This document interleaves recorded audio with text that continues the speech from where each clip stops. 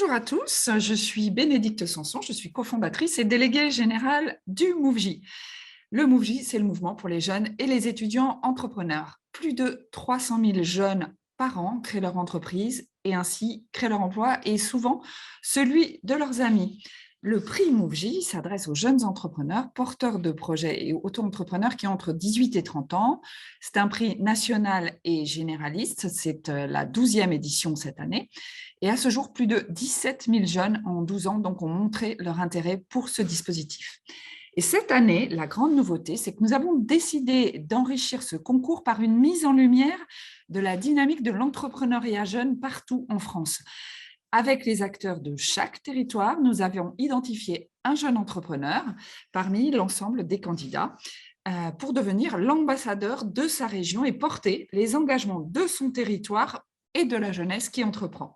Et donc, aujourd'hui, nous nous retrouvons pour la région Hauts-de-France, qui est donc mise à l'honneur. Et j'ai le plaisir d'animer ce webinaire et d'accueillir à mes côtés, eh bien, pour commencer, Camille Ernoult, la fondatrice de Tomogro, Jean-Louis Basquin, qui est directeur de l'innovation Nord-Ouest au CIC, le CIC étant un grand partenaire du MOVJ, et pour la région Hauts-de-France, Clément Augustoni, qui est responsable de projet entrepreneuriat des jeunes au conseil régional. Donc, honneur aux jeunes. Bien Camille, je t'invite à te présenter et à présenter Tomogro. Bonjour à tous, du coup moi c'est Camille Ernoult, donc j'ai 26 ans, je suis originaire du Nord et je suis cofondatrice de Tomogro. Donc Tomogro, qu'est-ce que c'est? Donc c'est une solution qui propose, donc une start-up qui propose des micro-fermes connectées, donc qui sont installées directement chez les restaurateurs ou dans votre point de vente habituel et où vous pouvez cueillir vos produits frais directement en magasin. Ça permet de limiter du coup l'empreinte carbone puisque c'est produit directement sur place. Ça permet aussi de limiter le gaspillage alimentaire puisque vous ne cueillez que ce que vous mangez et donc les produits ne sont pas déjà récoltés et ils ont une durée de vie beaucoup plus longue et ça pousse donc sans pesticides et avec la juste dose d'eau et de nutriments. Alors Camille, je vais avoir une question tout de suite parce que ça m'a beaucoup interpellée quand j'ai regardé ton dossier. Je peux aller cueillir mes pommes en magasin? C'est quoi ces produits que vous faites pousser? Alors, pour le moment, les pommes, non. Alors, pour l'instant, on propose des aromates. Donc, par exemple, le persil, la menthe, le basilic. Par la suite, on va bien sûr agrandir la gamme d'aromates et on pourra aussi cueillir des fruits et légumes, donc notamment dans un premier temps des salades, ce genre de produits. Très bien. Alors, on reviendra tout au long de ce webinaire un peu plus davantage sur votre projet. Mais juste déjà une première question. Pour vous, le territoire, votre territoire, vous êtes de cette région. Est-ce que c'est important pour vous, effectivement, d'entreprendre dans les Hauts-de-France? Oui, c'est important d'entreprendre dans les Hauts-de-France. C'est là où j'ai grandi déjà, donc j'y accorde beaucoup d'importance. Et aussi, on a été aidé, donc on fait partie d'Eura Technologies, donc l'incubateur, qui nous a beaucoup aidé et appris. Et notre projet aussi, c'est de lancer des hubs. Donc en fait, c'est des groupements de smart farms. Et le premier hub, on a pour projet de le lancer du coup sur la métropole lilloise. Alors Clément Agustini, vous qui représentez la région, j'imagine que c'est quelque chose qui vous fait plaisir. Est-ce que vous pouvez vous présenter, nous dire un peu quelle est votre action sur le territoire et combien de jeunes par rapport à tous les entrepreneurs? Oui, donc bonjour à tous, Clément Agustoni, donc je suis responsable projet en charge de la sensibilisation des jeunes. Alors ça va du scolaire, dans les collèges et lycées, et même dès la primaire, on travaille aussi avec des petits jeunes pour leur présenter les horizons et ça va jusqu'à l'enseignement supérieur avec les étudiants comme Camille et Jérémy. L'idée de la région, c'est qu'il faut prendre le plus vite possible l'habitude de présenter les écosystèmes, donc l'écosystème de l'entrepreneuriat, et montrer aux jeunes dès leur plus jeune âge qu'il y a des capacités en région de pouvoir accueillir leurs idées et de les faire se développer. Donc c'est plus de 60 000 jeunes qui chaque année sont sensibilisés à l'entrepreneuriat. Alors au sens large, l'esprit d'entreprendre, l'esprit d'initiative, l'idée de créer son activité, de pourquoi pas tenter de monter un projet et en équipe ou individuellement. Donc nous, on a à cœur d'avoir des ambassadrices comme Camille, qui sont une fierté aussi pour la région, de pouvoir promouvoir en plus des valeurs très importantes sur l'alimentation. Voilà. Très bien. Jean-Louis Basquin, donc vous êtes directeur de l'innovation Nord-Ouest. Donc, innovation, je pense qu'avec Camille, vous en avez. Mettre des fermes dans les supermarchés, ça n'arrive pas tous les jours. Et particulièrement, ce sont des fermes connectées. Camille reviendra dessus, c'est évident. Et vous êtes, vous, si je ne me trompe pas, passionné par la transformation numérique des entreprises. Donc, on est sur la transformation numérique des fermes. Est-ce que vous pouvez nous en dire un peu plus sur votre rôle, le CIC, pour accompagner ces jeunes et pour accompagner l'innovation? Oui, alors le CIC, nous, l'entrepreneuriat, ça fait un siècle qu'on accompagne l'entrepreneuriat puisque c'est notre raison d'être, hein, puisque le CIC a été créé au départ pour aider les entrepreneurs. Donc, c'est notre ADN. Et moi, c'est 100% de mon job, c'est de voir comment aider toutes ces nouvelles pousses, toutes ces startups qui arrivent. D'ailleurs, je crois que j'ai vu Camille pitcher chez Evident, d'ailleurs, et je pense qu'elle est inscrite à notre concours via les Business Awards sur Impact. Donc, pour être plus précis, pour aider les jeunes entrepreneurs, on a aujourd'hui 2 dispositifs et bientôt 4. Un premier dispositif national depuis 2 ans, on a mis 5 ans à peu près à le monter, qui s'appelle Business Award, où on encourage et on récompense les meilleures initiatives innovantes sur tout le territoire, selon 3 verticales. Une verticale start, c'est-à-dire où là, la jeune entreprise ou le jeune entrepreneur n'est pas obligé d'avoir du chiffre d'affaires, c'est l'idée que l'on va stroker, que l'on va récompenser. On a une verticale scale où là, il faut à minima 500 000 € de chiffre d'affaires à l'année, et là, c'est plutôt dans une logique de croissance. Et on a une verticale impact, où Camille peut concourir, qui est donc la mesure de l'impact sur le territoire. Donc ça, c'est au niveau régional. Et les nominés, bon, déjà au niveau régional, c'est quand même des prix de plus de 10 à 20 000 €, plus du mentorat, plus d'accompagnement sur plus d'1 an. Triplé au niveau national si nos finalistes régionaux vont en finale nationale. Et l'année dernière, les 3 finalistes régionaux ont emporté les prix nationaux. Donc, ils sont repartis avec plus de 50 000 € de dotation, plus des accompagnements au niveau corporate, parce que pour nous, les gagnants de Business Award, on les présente à nos plus gros clients, de manière à faire du between, hein, et de pouvoir les faire aider. Donc ça, c'est le premier dispositif. On a un deuxième dispositif qui est ce qui s'appelle Speed Banking, que l'on déploie 5 à 6 fois dans l'année, où on met à disposition de tout entrepreneur et porteur de projet, parce que ce n'est pas forcément jeune entreprise, hein, c'est aussi porteur de projet, 4 spécialistes haut de bilan, banque classique, expertise comptable et coaching, sous la forme de 4 speed dating de 15 minutes par spécialiste. Et ça, on fait ça 5 fois par an. Le troisième dispositif qu'on est en train de lancer, qui sera lancé début 2022, ça va s'appeler Mon Pro Sohero ou My Local Hero, je ne sais pas comment encore l'appeler, mais là, on va plutôt récompenser vraiment l'action locale. Donc là, dans des villages, dans des petites villes, c'est-à-dire là, ça peut être le boulanger, ça peut être n'importe quel entrepreneur, mais là, on va vraiment focaliser sur l'apport au local.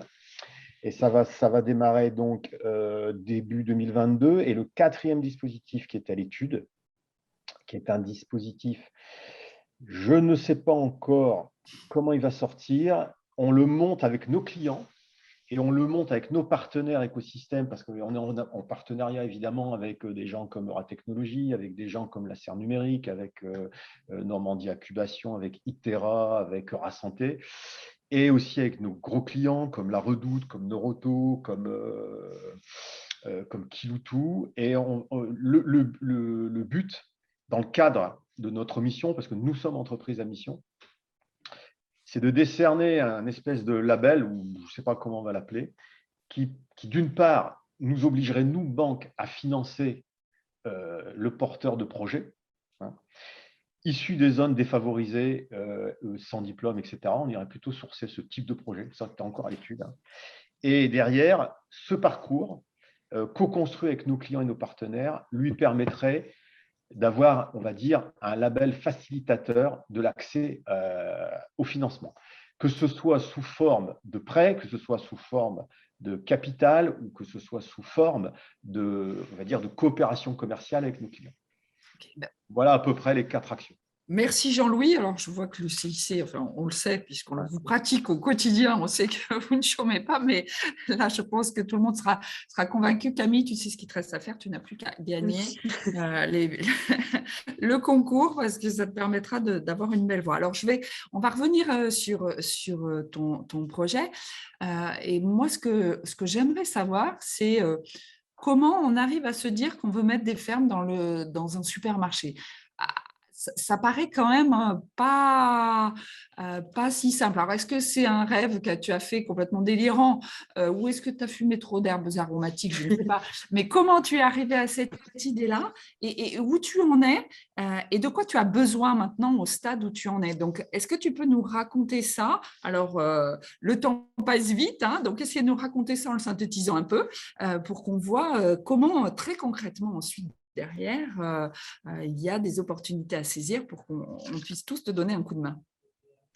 Alors du coup, moi, je voulais me lancer en start-up et donc Jérémy, avec qui je suis associée, avait un projet à l'époque qui était la création de mini potagers pour les particuliers. Et il devait lancer sa campagne de crowdfunding en partenariat avec un restaurateur le jour où le confinement était annoncé. Donc forcément, pas top.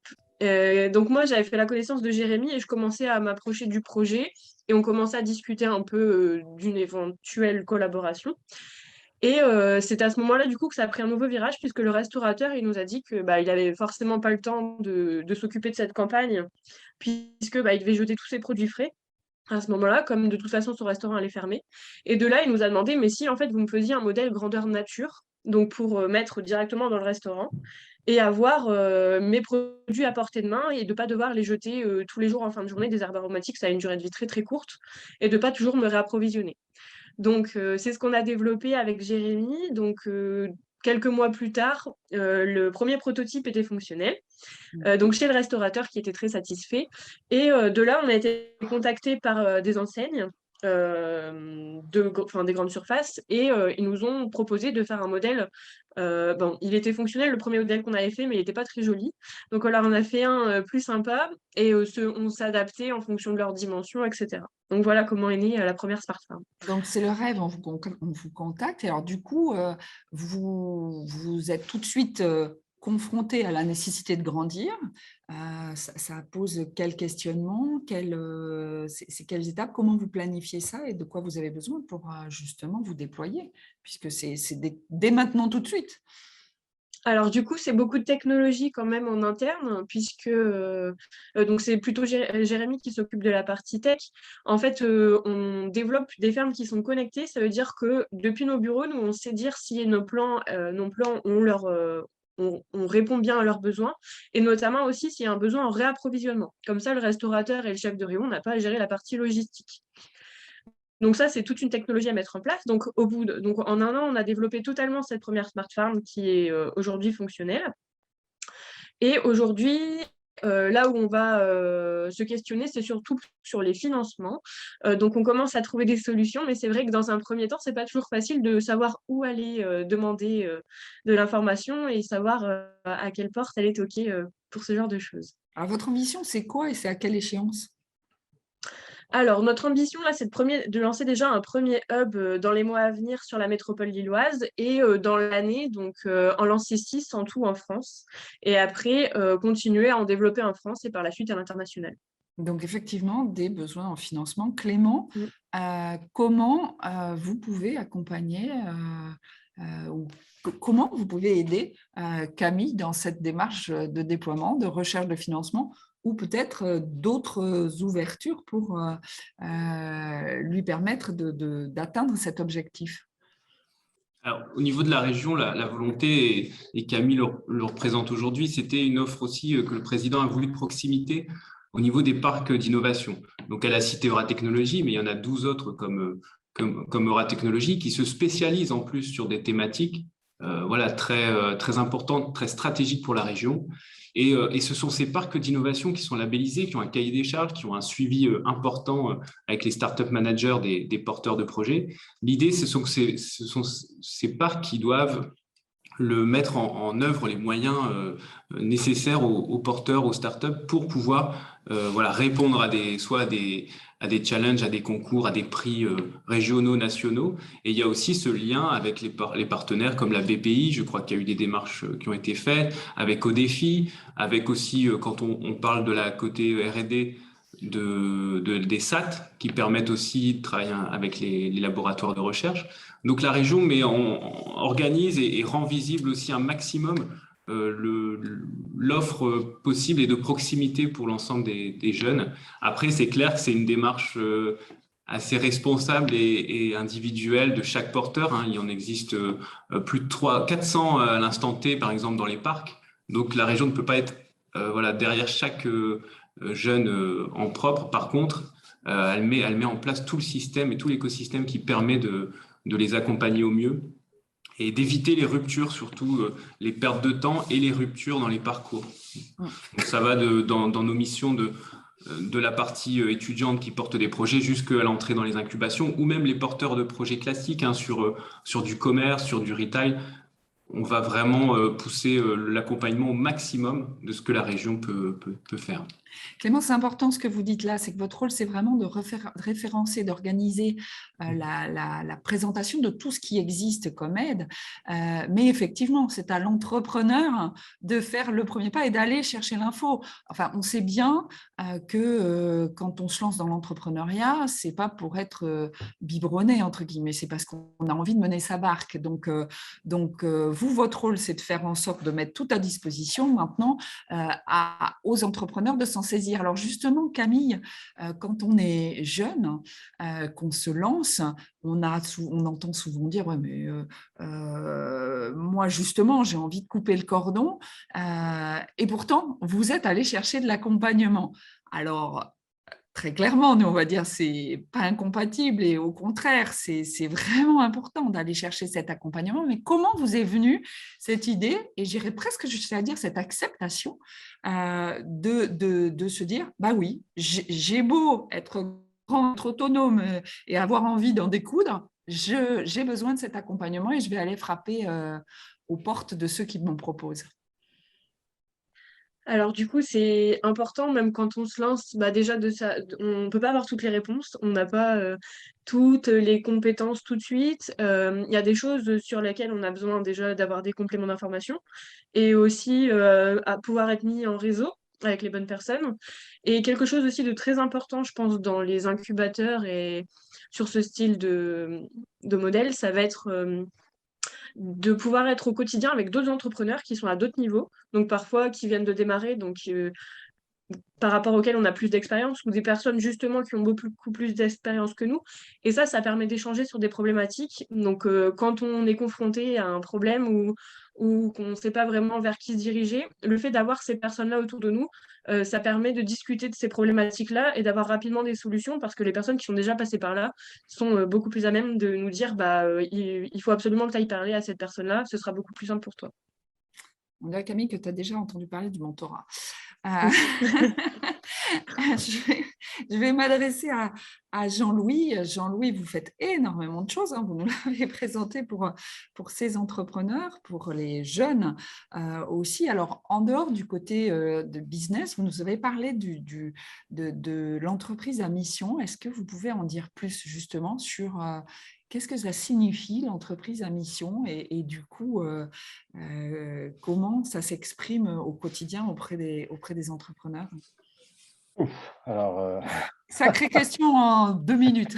oui, parce que sacrée question, parce on n'a pas encore justement répondu officiellement à cette question. C'est en cours.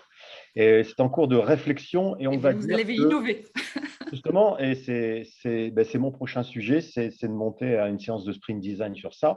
Pour moi, CIC, dont l'ADN est l'entrepreneuriat depuis X temps, et entreprise à mission, ça veut dire aller justement aider tous les entrepreneurs qui n'ont pas eu la chance soit d'hériter, soit de venir d'une filière familiale proche de l'entrepreneuriat, soit d'être sorti d'une école soit d'être sorti d'une ville favorable comme Lille.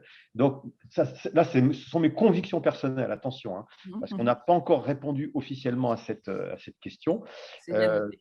Donc, c'est pour ça que moi, je crois que nous, en tant qu'entreprise à mission, on est plutôt sur école de la deuxième chance ou quartier défavorisé. Comment justement mettre en place un dispositif qui favoriserait les prises d'initiative et la réussite de jeunes qui sont au départ handicapés par rapport à ce qu'on peut connaître, quoi. Voilà. Donc, vous êtes vraiment sur l'inclusion, l'égalité des chances. C'est ça, on est plutôt sur ça. Enfin, Okay. je pense qu'on sera sur ça. Mais réponse officielle à ça, début 2022. Effectivement, c'est important et ça me permet d'introduire le chapitre suivant. C'est vrai que l'entrepreneuriat est souvent un petit peu mystérieux, ça paraît inaccessible. Donc, de le rendre accessible, c'est intéressant. C'est la première chose. Ouais. Et du coup, c'est inaccessible. Et puis, on parle de la Startup Nation. Enfin, on se fait un peu une idée un peu inquiétante, un peu mystérieuse de ce que c'est que l'entrepreneuriat. Et puis, c'est vrai que les entrepreneurs, parfois, se trouvent un petit peu, les jeunes particulièrement, se trouvent un petit peu décalés entre leur envie d'en découdre et de révolutionner nos modes de fonctionnement et puis un système un peu installé, un petit peu traditionnel. Alors Camille, est-ce que tu as peut-être une anecdote sur quelque chose qui t'aurait permis de voir effectivement ce décalage et qui t'aurait amené justement à réfléchir sur comment t'ajuster malgré tout à ce monde sans pour autant perdre ton ambition de le transformer positivement? Alors, une anecdote particulière, pas forcément, mais c'est plus en termes de délai, puisque nous, en start-up, on est assez réactifs, on est des petites équipes, donc on est assez flexible. Et en général, nous, quand on veut quelque chose de rapide, c'est dans les quelques jours qui arrivent. Et souvent, on nous propose des rendez-vous dans 2 ou 3 mois. Donc, il faut s'armer de patience, parce que forcément, il n'y a pas que nous qui lançons notre start-up ou qui avons des besoins particuliers. C'est surtout au niveau du décalage, au niveau de c'est un peu frustrant parfois, mais on peut faire plein de choses en attendant et avancer, donc voilà. Donc, la frustration et l'impatience, c'est le Voilà, quotidien du jeune entrepreneur. Il faut apprendre à vivre avec. voilà. Ce qui n'est pas si évident que ça, hein. Je crois que je partage bien ce type de ressenti. Clément, une question pour Camille? Oui, Camille, comment vous allez vous appuyer aussi, Jean-Louis parlait des grands pionniers dans la région, la Redoute, on peut penser aussi à Auchan, aux grands acteurs économiques internationaux. Comment vous allez vous appuyer aussi sur ces grands ambassadeurs, en quelque sorte, grandes entreprises de la région, peut-être, pour nouer des partenariats, essayer d'aller vous insérer dans ce milieu commercial pour pouvoir aussi déployer vos fermes. Alors, vous parliez de la métropole d'abord et ensuite de la France et peut-être du monde. Oui, Est-ce alors que du coup, le Nord va être un appui pour vous? j'espère. Donc en effet, on travaille nous, déjà on a les mini-fermes, donc au niveau du service à commercialiser, mais on développe aussi un projet à plus long terme. C'est donc nos plants doivent germer dans des conteneurs et ensuite être importés dans les fermes. Donc on fait ça dans un rayon de 10 km parce qu'on travaille toujours sur l'empreinte carbone. Et notre but à terme, c'est de développer des conteneurs totalement autonomes en énergie, développer de l'énergie électrique, etc. pour les véhicules qui vont faire le déplacement. Et on travaille notamment sur des partenariats avec ce type du coup d'entreprises qui ont des visées assez importantes et qui sont originaires du Nord pour installer justement nos conteneurs au niveau de parking par exemple ou qui sont pas forcément occupés, où il y a de la place pour nous donner de la visibilité et eux leur permettre aussi de se donner une visibilité par rapport à notre démarche et éventuellement faire des lieux pionniers pardon, où on pourra faire visiter les conteneurs, notre démarche, etc. D'accord. Remettre de la terre dans les zones Jean-Louis, une question pour Camille? bétonnées. Voilà. Est-ce que tu es inscrit au Business Award? Alors, on va s'inscrire au Business Award. justement, c'est par rapport à ce que je disais tout à l'heure, par rapport à l'administratif qui est parfois un peu long. On attend notre SIRET depuis Ah plusieurs oui, ah semaines oui, dû à des allers-retours de papier. Normalement, ah on oui. l'aura aujourd'hui. Donc, Ah je oui. m'inscris. On attend que ça pour s'inscrire et promis, on va s'inscrire Oui, parce que tu dans la es en journée. plein t'es en plein dans la lignée du prix Mm. Impact. Et donc, effectivement, ça serait pas mal, quoi, parce que Et on tenait beaucoup à ce concours, oui. oui, puis en tant que partenaire de Ratec. Ouais. Oui, puis dans Business Award aussi, il n'y a pas que les gagnants, parce que les gagnants, il y a les 21 sélectionnés qui bénéficieront d'un accompagnement aussi de 3 jours de la part de Corpo, dont la Redoute d'ailleurs, hein, mais pas que. Donc, c'est toujours de manière à ce qu'il y ait du networking qui puisse se faire autour de ça. Et bah, j'ai trouvé l'idée assez séduisante parce que je t'ai vu pitcher dans l'incubateur Évident. Évident, à Lille, sur le projet de la gare Saint-Saul. Ah oui, oui, oui. Oui, donc je me rappelais du projet. Voilà. Camille, tu postules et tu gagnes, hein. On compte sur toi. Une dernière question avant de conclure. Enfin, tu es exemplaire, hein, en termes d'engagement. Il y a beaucoup de sujets où on voit que tu as vraiment envie d'agir. Qu'est-ce que ça t'apporte justement, cette vie d'entrepreneur et cette vie d'entrepreneur engagé au quotidien? Bah, déjà, c'est important parce que c'est un projet qui a du sens pour moi. Donc, ça donne envie de se bouger tous les jours pour faire avancer les choses. Et c'est aussi le fait d'être autonome, polyvalent, de pouvoir faire plein de choses et de mener un projet vraiment de A à Z, de pas être juste une partie du projet et de pouvoir tout. Bon, bien sûr, je peux pas m'occuper de toutes les missions de Tomorrow, mais Jérémy, du coup, vient en complément sur certaines missions. Et ça permet de se donner une bonne raison de se lever tous les jours et d'essayer de faire bouger les choses. Et tu n'as jamais des moments de doute, de découragement, parce que tout ce à quoi tu t'attaques, c'est pas facile. Alors de découragement, non, de doute non plus. Je suis plutôt de nature optimiste, mais bien sûr, il y a des fois où on est déçu parce qu'on s'attendait à certaines choses, ou on était pressé que ça avance et ça prend plus de temps que prévu. Mais je pense qu'il faut toujours tenir bon et quand on a quelque chose en tête et qu'on y croit, on arrive toujours à se remettre sur les rails et à trouver des solutions pour avancer.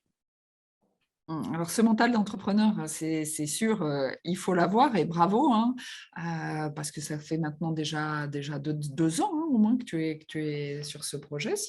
Si pas de doute, pas de découragement, tu donnes de l'inspiration à beaucoup, je pense. Alors, je ne sais pas si tu connais le mentorat, mais en tout cas, ce que tu nous as dit tout à l'heure, et effectivement, la démarche que tu as d'aller vers tes pairs, vers d'autres entrepreneurs, c'est quelque chose auquel nous, au MoveJ, on croit beaucoup, parce que effectivement, cette vie est quand même souvent jalonnée alors, si ça ne va pas jusqu'au doute, en tout cas de questionnement profond. Est-ce que je prends la bonne voie? Est-ce que cette ambition que j'ai, elle est finalement pas complètement irréaliste? Est-ce qu'il n'y aurait pas des chemins plus courts, toutes ces fois où tu te confrontes à des délais insurmontables? Est-ce qu'il n'y aura pas d'autres façons d'avancer? Et en parler avec d'autres qui ont déjà connu ce que tu es en train de vivre, parce qu'ils ont été aussi innovants, parce qu'ils ont cherché à complètement transformer les modes de consommation, eh bien, c'est quelque chose qui permet de faire avancer sa réflexion et parfois de trouver effectivement d'autres voies, d'avoir d'autres champs des possibles à explorer pour atteindre son objectif. Donc, c'est ce qu'on appelle le mentorat. Est-ce que toi, ça te dirait d'avoir un mentor, justement? Oui, bien sûr. Bah, c'est toujours intéressant d'avoir une personne déjà qui a plus d'expérience que soi, d'avoir un point de vue extérieur et d'être challengé par rapport à nos projets et à des choses qu'on ne voit pas forcément ou auxquelles on n'aurait pas pensé. Alors du coup, l'annonce que l'on a à faire à la fin de ce webinaire, c'est qu'effectivement, il y a eu un plan de très grande ampleur lancé par l'État, Un jeune, une solution, et qu'à l'intérieur de ce plan Un jeune, une solution, il y a un plan qui s'appelle Un jeune, un mentor. Et l'ambition donc de l'État, avec tous les acteurs qui sont impliqués dans le mentorat pour les jeunes entrepreneurs, c'est d'accompagner 100 000 jeunes en 2021 et 200 000 jeunes en 2022 par le mentorat. Et le MoveJ a été labellisé pour être l'acteur qui accompagne les jeunes en mentorat qui se lancent dans l'entrepreneuriat. Donc, c'est un plan qui est 100% subventionné. Et donc, qu'est-ce qu'il y a à faire? Il suffit d'aller sur le site du MoveJ, www.moveJ.fr, de cliquer sur le lien « Un jeune, un mentor » et de remplir son dossier de candidature. À partir du moment où on a entre 18 et 30 ans, qu'on a un projet entrepreneurial et qu'on n'a pas encore atteint l'autonomie financière avec ce projet, on peut bénéficier donc de ce dispositif et ça n'a pas de coût pour le porteur de projet puisque c'est subventionné. C'est un programme qui dure 6 mois et le mentor s'engage à accompagner pendant 6 mois supplémentaires le jeune s'il en a besoin. Et puis souvent, on voit que le mentor et le mentoré deviennent des amis puisque les binômes mentor-mentoré se font sur une concordance des ambitions et des enjeux professionnels, mais aussi un lien fort de personnalité, de confiance, d'écoute, et donc une relation très personnelle qui se crée entre le mentor et le mentoré. Donc, je pense que Camille nous a montré que c'était beau l'ambition, mais c'était beau aussi d'aller partager avec ses pairs. Donc, je ne peux qu'inviter ceux qui nous écoutent à aller postuler sur ce programme ou à tous ceux qui connaissent des jeunes entrepreneurs à venir postuler. Et donc, cette émission va s'arrêter. Camille, Jean-Louis et Clément, est-ce que vous auriez un dernier mot pour nos auditeurs? Qui se lance? Du coup, vas-y Camille, merci les jeunes entrepreneurs. S'il y a de potentiels futurs entrepreneurs parmi vous, le plus important déjà, c'est d'être déterminé, d'y croire et aussi de ne pas hésiter à parler de son projet autour de soi parce que ça peut parfois ouvrir des portes, même si on ne s'en rend pas forcément compte. Et d'oser aussi contacter des personnes pour avoir leur avis, pour avoir leur retour d'expérience ou même savoir s'ils peuvent vous aider d'une manière ou d'une autre. Dans le pire des cas, on vous dit non et dans le meilleur des cas, ça vous fera avancer. Merci beaucoup Camille. Clément? Oui, un message pour les jeunes, c'est de tenter votre chance ici en région Hauts-de-France. Il y a tout pour réussir, Camille le montre. Et voilà, n'allez pas voir ailleurs tout de suite. Vous aurez le temps de faire d'autres voyages et de créer des partenariats avec d'autres régions.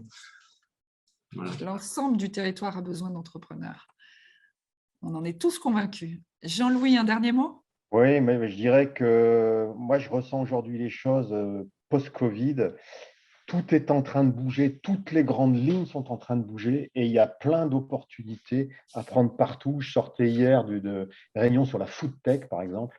Là aussi, il y a des tas d'opportunités dans le retail, dans la food tech, dans la green. Voilà, je ne parle même pas des blockchains et de la tokenisation de l'économie. Tout est en train de se réécrire maintenant. Et donc, je pense qu'il y a beaucoup de place à prendre maintenant pour les entrepreneurs. Et ça, c'est un gros message d'espoir parce qu'aujourd'hui, si j'avais 30 ou 40 ans de moins, je pense que je pourrais monter une dizaine ou une vingtaine d'entreprises. Et effectivement, dans les Hauts-de-France, parce que dans les Hauts-de-France, je dirais même que c'est une des régions les plus actives sur l'entrepreneuriat de France. C'est vrai, c'est vrai. Avec tous les acteurs qu'il y a, qui sont plus l'esprit nordiste, qui est quand même un esprit résilient. Donc, restez chez nous, il y a tout ce qu'il faut. Donc, allez-y, lancez-vous dans les Hauts-de-France si vous habitez dans les Hauts-de-France. Ou même venez dans les Hauts-de-France si vous n'habitez pas dans les Hauts-de-France. Je n'osais pas le dire. Là, moi, je ne peux pas le dire, donc je ne le dirai pas. Mais comptez sur vos régions, il y a des écosystèmes puissants pour vous accompagner et découvrez aussi avec le mentorat la richesse de la réflexion d'égal à égal avec un entrepreneur expérimenté. Merci à tous les trois. Merci Bénédicte. Très belle entreprise à tous. Merci. Merci. Merci. Au revoir. Salut.